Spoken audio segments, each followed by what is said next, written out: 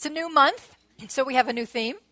And the theme is creating a life that works without all the hard labor. I decided to take the theme of Labor Day weekend, and actually our theme for today is celebrating un-Labor Day. But the whole month we're going to be looking at a life that works without the hard work to have it work. Wouldn't that be all right? Would that be all right with you if life were easier and flowed more smoothly and with more grace and ease? Would that be all right? Good. So I want to do a quick check-in just to see how you define a life that works. What is your definition of a life that works? Give me one thing that's going on in your life when your life is working. Just yell it out. You're happy, you have peace, joy, you have a sense of well-being, there's laughter in your life. What else? You have lots of money. Thanks for saying that, whoever that was. Yeah, righto. You have confidence. What was that, Elaine? Good health. Thank you. Good health. Opportunities. Flow. Love. Yeah, let's talk about relationships that work, right? That are happy and joyous, that work. Did we get it? Synchronicities happen, right? Got it. So that's perfect. That's exactly what I mean by a life that works. Here's what I believe. Here's what I know. Way more than believe. Here's what I know. That when we live from certain spiritual principles, and when we practice certain spiritual practices, and when we leave the rest to God, then our life flows like that. It absolutely does. Now, let me be really clear. I am not saying that we will never have what may appear to be a challenge. I am not saying that now and again we won't face what seems to be an obstacle, or that we won't now and again come up against something that feels like a brick wall right in front of us. I'm not saying that, because in this life experience, as life unfolds, those things happen. I've given sermons on why they happen. That's not where I'm going to go today. Let's just say that they happen. But what I know is that when we live from certain spiritual principles and we experience and do certain spiritual practices and leave the rest to God, that even those challenges, obstacles, roadblocks melt away. They melt away.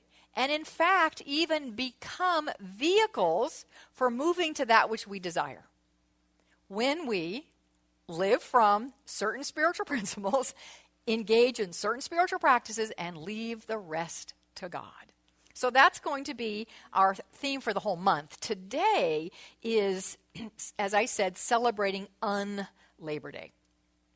And I want to talk about creating a life that we can really rest in and bring our challenges, whatever they may be, to Spirit. So when I thought about, using the theme of Labor Day. I always like to look up, what exactly does that, I know what Labor Day is. Of course, I know why we're celebrating Labor Day. But I thought I'm going to look it up and see officially what there is to say about it. And so, you go to that great internet where you can find absolutely anything and everything, and some of it might actually be accurate. Some of it. I think this is an accurate description of Labor Day, and I liked it. So this is what one of the sites that I looked at said. Labor Day is a day set aside in the United States to honor the American labor movement and the contributions that workers have made to the strength, prosperity, and well-being of the country. Isn't that nice? A day to honor the labor, those who have labored in the United States to contribute to the strength, prosperity, and well-being of the country. So I know that all of you either currently are or you have contributed to the strength, prosperity, and well-being of the country. I know that you've done that. So I want you to turn to someone and simply say, thank you for contributing to the strength, prosperity, and well-being of our country. Go ahead.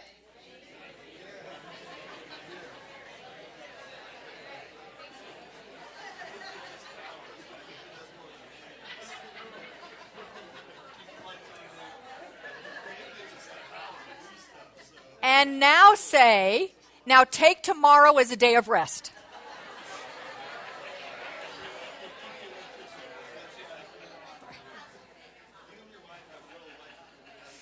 All right. So tomorrow is a day off from labor. It's a day to rest from labor. And the question I want to pose to us this morning is, how can we rest from the labor all the time and yet still contribute to the strength, prosperity, and well-being of our own life and the life of others? How can we rest from labor all the time and still contribute to the strength, prosperity, and well-being of our lives and the lives of others? And when I asked that question, as I was contemplating this conversation we would have today, a scripture came to my mind instantly.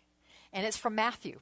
And it's the words of the master teacher Jesus, when he said, "Come unto me, all ye that labor and are heavy laden, and I will give you rest." Isn't that a beautiful invitation? Come unto me, all ye that labor and are heavy laden, and I will give you rest. So what does that mean exactly? Well, I started thinking about it, and so I rewrote it because that's what I do. That's just what I do. You know, what Jesus said was amazing and fantastic, and we'll keep that, of course. And I added to it. And so what do you think about this? So come to me. So first of all, let's just define come to me. What does that mean, come to me? Come to the consciousness of the Christ idea, which is, in a nutshell, the idea that God and I are one. That God lives and moves and has its being as me. That I am intimately connected to, one with God. That's the come to me. Come to that awareness. Come to that consciousness. Come to that knowing. So come to that knowing. Come to me with your cares, your burdens, your worries, your fears, and your I have to do it all on my owns. Right? And I will handle it for you so you can rest. Come to me with your cares, your burdens, your worries, your fears, I have to do this on my own, and I will handle it for you so you can rest. That's the ultimate invitation, isn't it? And it's about trust. It's about trusting Spirit, Source, the universe, God, whatever term you want to use, the law, trusting that you are cared for, that you are provided for, that Source has your back, and that the law is always at work. Now, if you don't know what that phrase just meant, the law is always at work. If you're like, what does that mean? Well, you get yourself to the registration table. And you enroll in the foundations class. That's true, because then you will know exactly what I meant by that. It'll have deep and profound meaning, because I do not have time to explain it to you every single Sunday. So I need you to know what that means. All right, so go do that. New Thought pioneer Ralph Waldo Trine, gotcha, didn't I? You thought I was going to say Emerson. Ralph Waldo Trine, in his book, In Tune with the Infinite, said, if one is willing to trust himself fully to the law will never fail him. It is the half-hearted trusting, however, that brings uncertain and unsatisfactory results. Nothing is firmer and surer than deity. I love that. It will never fail the one who throws himself wholly on it. The secret of life, then, is to live continually in this realization. Whatever one may be doing, wherever one may be, by day and by night, both waking and sleeping. I want to turn that, again, here I go, changing it, into a personalized statement. So I'm going to put some I's in there where the he's were. And I want you to make this think about this as your statement. What does this mean for you as I read it in the first person? When I am willing to trust myself fully to the law will never fail me. That's a powerful statement. When I am willing to trust myself fully to the law will never fail me. It is my half-hearted trusting that brings uncertain and unsatisfactory results. Nothing is firmer and surer than deity. It will never fail me when I throw myself wholly on it. The secret of my life, then, is to live continually in this realization. Whatever I may be doing, wherever I may be, by day and by night, both waking and sleeping.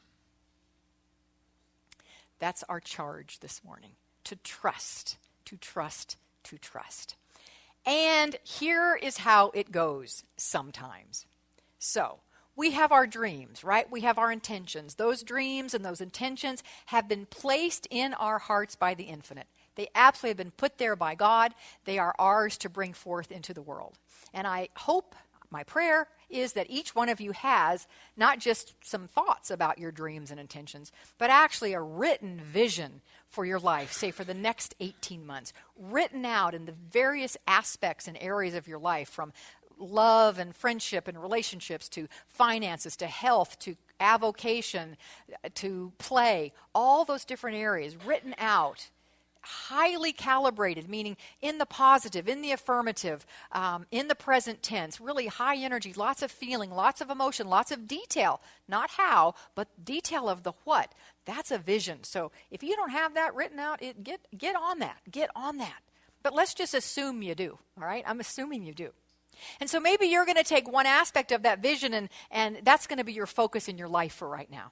And you get really clear about what that is. And you've written it down and it's very clear. So when you do that, it's like you have just written an email to God. You have just written an email to the universe. And when you're very clear about it and you just, yes, that's it. That's as if you hit the send button. And that email goes to the universe. It goes to the law. And it gets firmly planted in the law, which is, okay, so I'm going to tell you what the law is. Here it is. It is just God's way of operation. It says one word and one word only. It's the way God brings the unformed into formed. And that one word that God's law says is? Yes. That's the only word it knows. It only knows yes. It only knows to say yes to whatever we put in it. Here's the deal.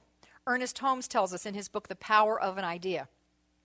We must remember that very frequently it takes what we call time for events to transpire, and therefore we should realize that the growth of thought into experience may, notice it says may, it doesn't say it has to, but it may take time to mature. When we trust in God, we will not make haste. We will not be confused. We will contemplate the object of our desire and believe that we have it whether we see it or not. We will know that always by the silent processes of the law, the harvest is taking form. Holmes says we will see it, we will contemplate it, we will do that, but the challenge is we don't do that. What we do instead is say, where is it? I don't see it yet. Well, does that mean it's not coming? Well, maybe I did something wrong. Maybe I don't deserve it. Maybe this stuff just doesn't really work. Maybe this, maybe that. You know what you've just done when you do that? Does anybody know someone who has done that very thing? Somebody. You know somebody who's done. Someone has done that very thing.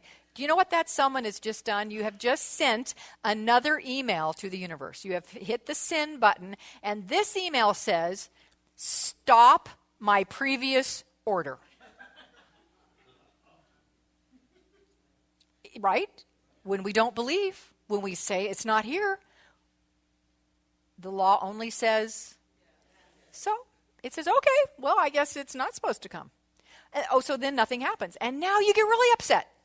And you get maybe angry or really scared. I get it. We can get really scared. So then we are even more sending a more powerful email to the universe. So then our email now is, you know, the stop order that I sent a little while ago? Well, I just want to confirm that I really meant it. Be sure and stop my order.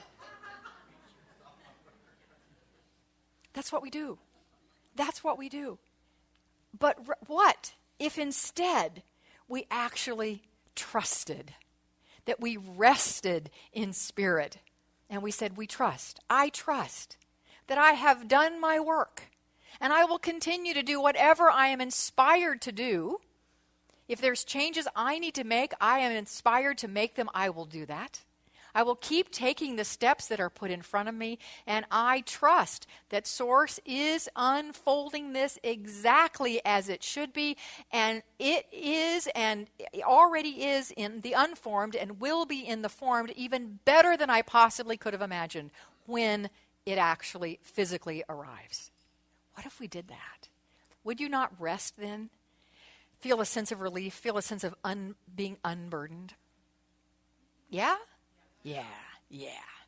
I want to share with you a personal example. So I have what I just suggested you all have, which is a vision.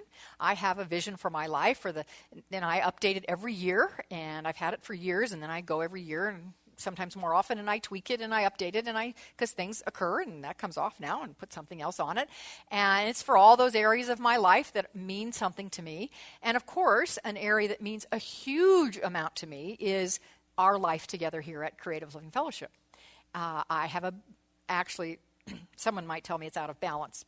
My mastermind partners tell me it's out of balance because my vision for CLF is like this long and my vision for my other parts of my life are like this. So I know I need to work on that. But anyway, that's my work to be done. But my vision for CLF is my vision. So we have a church vision. I'm going to speak to that in a moment, actually. A long 15-year vision. But the one I want to talk to right now is mine, my personal one. And it dovetails with the churches, but it's mine personally about what I want to have happen here in this room every single Sunday, that the experience that I want you to have. Now, I know it's your own experience and I don't get to dictate it, but the energy that I want to create here. So it's so much fun. Two things. It's so much fun and it so builds our faith when we see our vision made manifest, right? A lot of times our vision gets made manifest and we just let it zip by and like, no big deal, that just happened and I go on. But pay attention because it's so much fun to see it and joyously celebrate it, and it builds our faith. Ernest Holmes says in the textbook, our faith did not come forth fully orbed. I love that. Fully orbed. It needs to build and grow. And so when you see a vision and intention, a prayer answered, when you see it, celebrate it, enjoy it, and use it as evidence that, oh my gosh, guess what? This stuff actually does really work. The universe really does say yes. So I want to share with you, if you'll indulge me, I want to share with you a piece of my vision that I've had for years for this Sunday service. And I trust that it's unfolding, whether I get evidence of it or not, whether anybody tells me that it is or not. I trust that it's unfolding. But just this last week, I got an email that confirmed my vision. So it was so much fun to get it, and I got permission to share that. So first, let me share with you my personal vision, at least in a part of my personal vision for the experience we have on Sunday morning. And now I know I need to add, as I'm looking at it again, I need to add Wednesday night because we have a Wednesday night service now.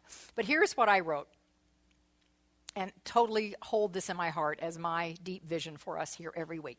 Every person who walks through our doors on Sunday morning and Wednesday evening feels at their core the presence of God's love, light, and truth. And their hearts are open to their deepest dreams and their highest hopes. They are empowered to grow and stretch beyond their comfort zones, deepen into the spiritual truth of their being, spread their wings, and fly into their dreams. In addition, they consciously and unconsciously provide comfort and empowerment to others. People leave the service motivated and inspired to live fuller, richer, and more spiritually connected lives. They go out into the world and make a difference for good. I love reading that. It makes me feel good. So that's what I hold in the deepest place in my heart that we experience here every single Sunday. This past Monday, I got an email from one of our newest members, Tracy Cotter. Who's sitting right back there. It's okay that I share this, right? You told me I could. Okay, and Penny, it's okay that I share this, right? Absolutely. Okay, good. All right. So this is how it. So before I read it, I had the privilege of performing the wedding ceremony for Tracy and Penny about a month and a half ago. So yay, congratulations to you guys. Yay, rock on. Yay, give them a hand. Yay. All right. So this is from Tracy, and she says, okay, let me tell you what happened. As you know, we missed several Sundays due to illness and, honestly, laziness. Thank you for your honesty, by the way, and your authenticity there. Thank you for that. I love it. Due to illness and, honestly, laziness. There we go. But we were so called to this past Sunday service and knew that we needed to be there. And we were right. Not only because of that complete feeling that we get when we step through those doors. There it is. There it is. There's my vision right there. That we get when we step through those doors, but also because of how it makes things align with the universe. Drum roll, please. After our first Sunday back, Penny got offered a dream job where I work. It was completely unexpected, out of nowhere, and there is no reason that she should have this job other than what you tell us every Sunday, that the positive thoughts and actions that you put out into the universe come back to you in ways that our minds cannot comprehend. She meets with our CEO tomorrow to finalize the position that they are creating for her. But I am already seeing a different person. Her confidence and self-worth are through the roof. She is so excited. All of this is a result of our relationship with CLF, so I cannot put into words how much you all mean to us. We are so excited to start our spiritual journey with the Foundations class. We both feel like sponges that just want to soak up as much as we can. And here's give a hand to that, yeah. And here is the rest of the story in an email the next day. Woohoo, it says. Penny got the job. Thank you, universe. So let's give that. And so I want to thank you two for being a manifestation of my vision. That intention that I have had and held with faith and trust that it is happening, even when I don't know it, even when nobody tells me. And I know it happens even if people aren't telling me. I know that. And it's so much fun to have confirmation like that. So thank you for giving me that great joy this week and for giving me sermon fodder as well. I love, right? That's also very good. So let me get my act together here. Just hold on one second. Because I want to share with you another email to the universe that we have been sending as a community for quite some time. Our church. I want to give you another piece of a vision and another way that it is manifested incredibly beautifully because we trust it. We did the work. We set the tone. We put our feet in front of us, doing what we needed to do. And the manifestation of it is so beautiful. Trusted that Source would work it out.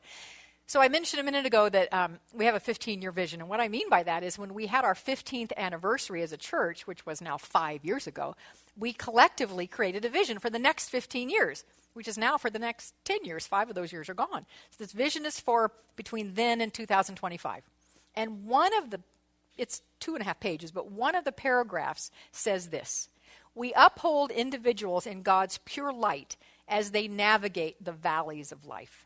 In those moments of despair, we provide a safe sanctuary for the healing of mind, body, and soul by being a beacon of love, hope, and acceptance. We are a life-saving community that helps people find their place in the world. And as they begin their upward journey again, we support them with enthusiasm and joy. That is a vision that we've had written out for the last 5 years, have trusted that that is happening. And what I am so delighted to say is that it is happening so beautifully in this community now because of a team, which has been my personal vision for a long time, that we have a team of Congregate Care ministry members. Congregate Care is our ministry that's featured this month. You're going to be hearing about it from me every single Sunday. There's a flyer in your pew pocket in front of you. You can read about it. But this morning I want to just do 2 things with it. One is to introduce, and they don't know I'm going to do this, so we'll see who's here. I want to introduce the members of the Congregate Care team who are here. And one of them is holding high watch at the moment, and that is our beloved Reverend Cindy, who is the actual leader of this. She's our Congregate Care minister, but she can't do this alone. So she has a team of people who work with her. So if you're on the Congregate Care team, we had a bunch in first service, actually. Do we have any other members in second service here? No, okay. Yeah, Charles, there you are. Of course. Yes, stand. Yes, and Susan. Yes, there. So there are 2, and Cindy is back there holding high watch. Thank you for what you do, for the love. So you guys may not know that we have this team. This is a manifestation of a vision that we trusted in, to have a team of people who make cookies, who make soup, who deliver love, who delivers Care Bears out to us when we are ill or recovering from something challenging. Let me give you one quick example. Right now, we have a beloved member, a founding member, a charter member since 1997 when we did memberships for the first time. Her name is Autumn Wilson. Many of you may know Autumn. She used to sit exactly where Charles is sitting when she would come here. She was here every Sunday. She was the church's first volunteer secretary. She was my secretary in my office at home, because we didn't have a church office. We didn't have anything much to speak of. We had no church office, so she sat in my office at home a couple hours a week and volunteered to help do some of the administrative things. And then we decided that we needed an office, so we created space in our little building. And then we actually hired her. She was our first employee, part-time employee. And then we hired her full-time. She became our first full-time employee and a loving, precious member of this community. She is not physically or mentally able to be in service anymore. But that does not keep her from receiving CLF love, because Charles, right there, and Peter White, and Sharon Davis, and Cindy Fairmont go see her on a regular basis and take CLF love to her on a regular basis. And her face just lights up when they walk in the room. We're not even sure she remembers them or us. It doesn't matter. But you say she does. And in that moment, she absolutely does. So, so she does, absolutely. Then that's my bad for saying that. So say that again? Absolutely, you can visit her. And the thing, yes, she's at Kivel Manor. Get the address from Charles. He will tell you where it is. What I want you to know, not only is she getting that love on a regular basis, Autumn has been at least twice, and maybe more, at death's door. And we've sent out emails saying, please have her in your prayers. This is what's happening with her.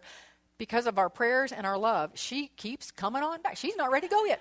She just keeps coming on back. She's coming on back, and she is coming on back, and we've still got her with us, even if she's not physically with us. This is what your Congregate Care Ministry does. This is what it does. If your heart is called this morning to be on that team, please join it. See Charles, see Cindy after the service. Join that team. It's an amazing team. And if and when you need care, call on them, because they are here.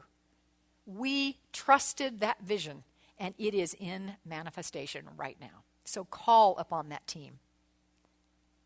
And in the bigger picture, trust your dreams, your desires, your heart's intentions to the divine, because you cannot lose with the divine. In fact, you can be unlabored and unburdened when you trust God. I want to give you one more quote from Ernest Holmes, because I absolutely love this passage from the Science of Mind, page 33, Stephanie. When we learn to trust the universe, we shall be happy, prosperous, and well.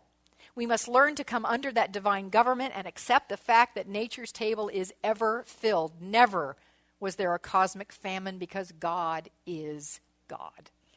Let's remember that. When we remember that, we can absolutely celebrate un-Labor Day. So I want to leave you with a final story, true story, not about the church, and a quote. The story, this happened half a century ago when this was allowed. A tightrope walker did walk across Niagara Falls on a wire. They don't let that happen anymore, but they used to. But he wasn't just going to walk across the falls. He was going to walk across the falls with someone else on his shoulders. So these two had practiced, and they'd done practice. They hadn't gone all the way across, but they'd practiced in other places. They had never crossed Niagara. But here it is the day. They're going to do this feat. And the main man, the anchor man who was actually going to walk, said to his young assistant who was going to sit on his shoulders, he said, "We are about to risk our lives. I am going to walk the wire. The whole responsibility is mine. You have nothing to do but to match my moves. If I sway to the left, let yourself sway to the left. If I sway to the right, let yourself sway to the right. Under no circumstances try to save yourself, for there must be only one will in this adventure, and that will must be mine. You must submerge yours to ensure harmony, for without perfect unison, we are both lost. There is only one thing for you to do: sway with me. With that, the younger man climbed on his shoulders, and they walked out onto the wire. And I'm sure you've all seen high wire walkers, and as they walk, the wire tends to have a little bit of a sway to it, right? That's just kind of a natural little sway. Well, something happened about 3/4 into this walk, and that's the vibration started going faster on the rope. And then, because of the law of vibration, it was and it kept going faster and faster, and pretty soon that wire is like bouncing. And the high wire walker had a very difficult time staying on that wire as he continued to walk to the end. But he safely made it. Whew, right. Whew, he safely made it. When that was over, the man on his shoulders decided that he was complete with it. Doing that, he didn't do that again. He was done. It was all right. But he went on just to have his life, to live his life, and he got married, and he got a good job, and he became involved in his spiritual community, and he spoke often about that experience. And he said, "I learned more religion on that wire that day than in all my life. I learned that the only sane and safe way to live is to sway with God." Meister Eckhart, a German mystic in the late 1200s, said, "There is nothing else anyone can do that is so beautiful as to put complete trust in God. God never failed anyone who trusted him greatly, but rather by them God does great things. By you, through you, as you, God does great things. You can rest in the assurance of that." Let's pray. And let's just take a nice deep breath.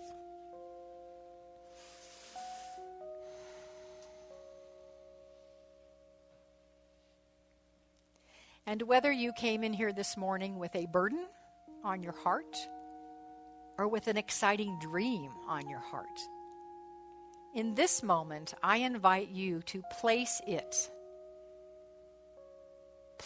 right now in the arms and the hands of the divine. And trust